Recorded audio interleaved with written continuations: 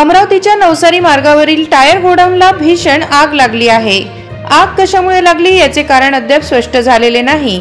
आग विझवण्यासाठी अग्निशमन दलाचे 25 वाहन या ठिकाणी दाखल झालेत। आगीवर नियंत्रण मिळवण्याचे शर्थीचे प्रयत्न सुरू असून आग लागल्याने गोडाऊन मधील टायर पूर्णतः जळून खाक झालेत।